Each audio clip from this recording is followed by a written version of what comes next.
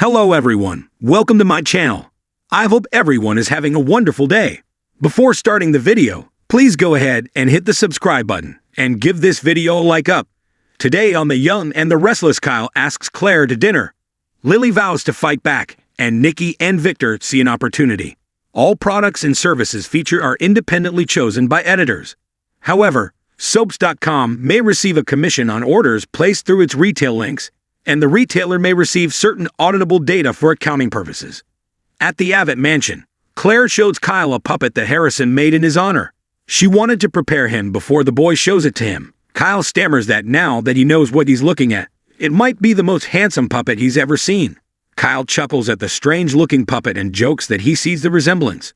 Claire wanted to show it to him first, so his face would light up when Harrison shows him. They talk about him having a fun, messy day out on the patio. Kyle learns he's picked up on the tension between him and Summer. Claire says it's a good thing that he is talking to her about it. She'll stay alert for signs that he's struggling. Kyle hates this, but is grateful. He feels he can open up to her about it. Claire knows it's been tough on Kyle too, so she's happy to be a sounding board. Kyle thanks her and says he may be starting to see light at the end of the tunnel. At Jebot, Jack tells Diane, "I'd go with that one." Diane says that was Billy's choice last year. Talk turns to him adding Abbott to the Chancellor name. Jack says his brother is great until he turns into an angry brat. Diane thinks this sounds horribly familiar. Jack sighs. Kyle, you mean? His son and his brother have the same chip on their shoulder. He feels he's contributed to their sense of not measuring up. Diane thinks it's on them if they fell short of expectations. Jack notes if Billy had come through on even one thing, he'd be okay with him using the Abbott name. Diane shoots him a look. She has to side with Billy on one point. It's not Jack's place to stop him from using him or Jill from using Abbott on the company. That name belongs to Billy as much as it does to you. Jack says he never claimed to hold title to the Abbott name, but his father's legacy means everything to him. He just wants the name used in something worthy of its reputation. Diane scoffs that Billy's hardly going into his venture planning to fail. Jack cites his track record. He doesn't know if he can help himself. Diane hopes he surprises all of them because she wants Kyle to come back to Jebot, and a crowded C-suite seems to be a problem for their son. Jack doesn't need any more problems. Diane warns there's a conflict looming with Victor. Word has it Kyle's been seen ducking into Newman Tower after hours. Jack snaps that this is classic. Victor cozying up to the people closest to him when he smells blood. They figure Kyle is knowingly working for Victor, the man who wants to take them all down. Jack says it makes him sick to even think about it, but they'd be naive not to consider the possibility. Diane feels it makes sense that Victor's the mastermind pulling the strings, but Kyle was angry at them and may just not want anything to do with them.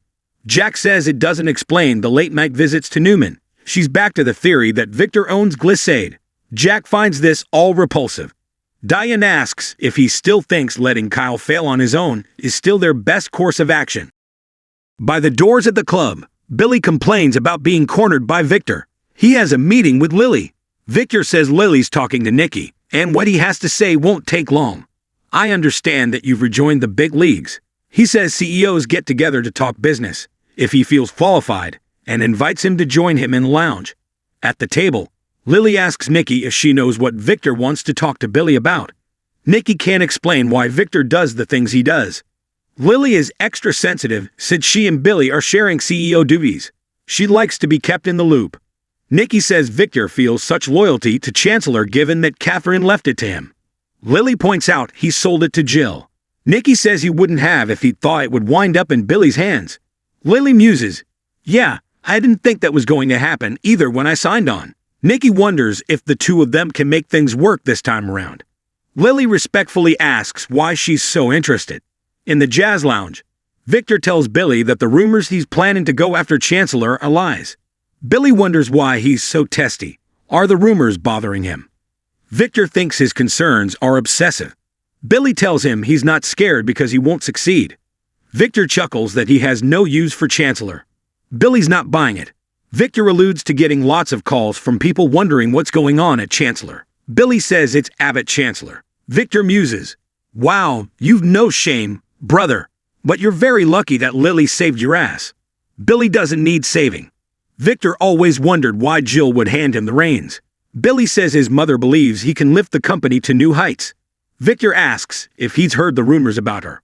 In the dining room, Nikki tells Lily she misses Catherine terribly and talks to her quite often. She hears her answering too. She always thinks of it as her company and feels protective of it. Lily doesn't take her position as her successor lightly. Nikki knows that, and she knows that Catherine would be thrilled to see her at the helm. She does, however, worry about Billy and Catherine's legacy. Lily reassures her. Nikki says if anyone can destroy what she's worked so hard to accomplish, it's Billy. She's secretly hoping that Lily is the driving force of the company. Lily appreciates Nikki's faith in her and admires her. Nikki says she wouldn't want to see Lily get blindsided by Billy's hubris. Lily assures her she's seen the damage Billy can cause up close and personal, but she also knows what he's capable of. Nikki sees his potential. He just doesn't seem able to stay at the top when he gets there. Lily will be keeping an eye on that, but explains that Chancellor is like a family business to her too. Jill and Catherine always made her feel so appreciated. She would never let Billy or anyone else weaken or tarnish her legacy. She cares way too much to let that happen. Nikki says, "Thank you, Lily. That's exactly what I needed to hear." In the jazz lounge, Victor asks Billy if his mother is well. Billy says she's doing fantastic and enjoying her downtime. "You don't have to worry about the rumors, Victor." Victor asks him to stop spreading rumors about him coming after Chancellor. Billy says he'll stay on his side of the sandbox. Victor says it ain't a sandbox. It's a lion's den. You better watch your ass. That goes for everyone but the lion. He tells Billy if his mother needs anything, he should tell her to turn to him. At the Abbott mansion, Claire tells Kyle that Harrison is playing and will be down soon. She notices Kyle is smiling. Kyle admits that he and Summer are making headway with their custody arrangement. For now, it feels like he can actually breathe again. Claire is really impressed with both of them. It shows how much they care about Harrison. Kyle's not sure he can trust it, but it's a step in the right direction. He suddenly asks Claire, "Are you free for dinner?" He was thinking society. "Are you busy?" Claire says, "Yeah, no, not really." She was going to see if Katie and Johnny wanted to play a board game. Kyle could use her input making the critical decision about the houses the realtor sent over. Claire asks if he'll bring Harrison. Kyle planned to leave in with Mrs. Martinez. Claire is addicted to real estate listings and excited to help. Kyle asks, "Can I assume that's a yes for dinner?" Claire says, "Absolutely. Kyle, you picked the perfect person for this." Kyle grins, "Absolutely." At Jeba, Jack no longer thinks that letting Kyle fail is the right move if Victor is on the other side of the curtain. He won't allow that man to participate in the downward trajectory their son is on. Diane says they have to get back in Kyle's good graces. He needs their help whether he realizes it or not. Jack says he'll get the help he needs whether he wants it or not. He says they have to figure out what they're dealing with, like why Kyle is visiting Victor, and if it has to do with Glissade. They'll have to find an indirect route. Diane thinks they should ask themselves what Victor would do. Jack thinks that's probably the winning formula. Diane says if it means a little moral compromise to save their son, she's able and willing to make the sacrifice. They decide to take a break and go to society for dinner. At the club, Victor rejoins Lily and Nikki. He tells Lily that Billy's waiting for her in the lounge. He sets some boundaries for him. Lily will ask Billy to fill her in and walks off. Nikki tells Victor that Lily thinks of Catherine as family and is very dedicated to the company. There's no way she'd leave it for Winters. Victor also got the feeling they're in a power struggle. Nikki says it's one Lily has no intention of losing. In the jazz lounge, Lily and Billy bicker over his demeanor after speaking to Victor. He wants to talk about something else. Lily assumes it's the press release. Billy just told her that to get her there. Lily reminds him her time is precious. Billy says her time's about to free up. He's decided their partnership isn't going to work anymore. He's decided to fly solo at Abbott Chancellor and her services are no longer needed. At Society, Kyle and Claire laugh and talk about Harrison. Claire knows he'll be happy if Kyle and Summer strike a truce. Kyle asks her to be honest. How much is he sensing the hostility? Claire says he knows they're not happy with each other. Kyle grunts. That kills me. They think they're doing a good job of hiding it. But kids pick up on their parents' tension. Suddenly, he grimaces. Jack and Diane are at the door, speaking of parents and tension. At the club, Victor thinks Lily will come around when Nikki's in charge. Nikki doubts she'll hand over her power to her easily. Victor thinks she'll be happy to be part of the team. Nikki thinks he's underestimating her. Victor dismisses this. Nikki should run Catherine's company, period. In the jazz lounge, Lily asks Billy, "You really think you can tell me I'm out and I'm just going to walk away? I signed a contract. Does that not exist to you? Billy will pay it out. It's a financial hit, but it's better than this situation. She doesn't trust him, and he's having a hard time trusting her. She wants him to go behind the scenes while she becomes the face of the company." Lily points out he's a proven liability. Billy grunts, "Well, that's rich coming from someone who actually did prison time." Lily gulps, "Wow, you're really going to stoop that low. You are unbelievable." Billy thinks what's unbelievable that she wants to call all the shots in a company that bears his name. Lily sneers, "Yeah, because you slapped it on there. I'm not going to let you get away with this." Billy says his decision is final. Lily says hers is too, so get ready for a fight. I am not backing down.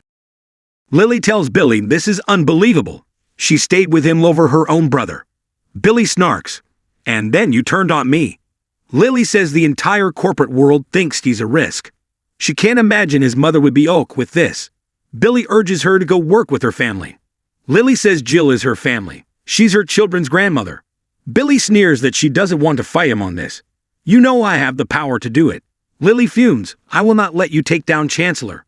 Billy says, "Abbott Chancellor, and you're missing the point. I'm the one stopping you from taking it down." "We're done." Lily storms out. Jack and Diane walk over to Kyle and Claire and greet them. Diane asks about Harrison and Claire chats about his art pieces.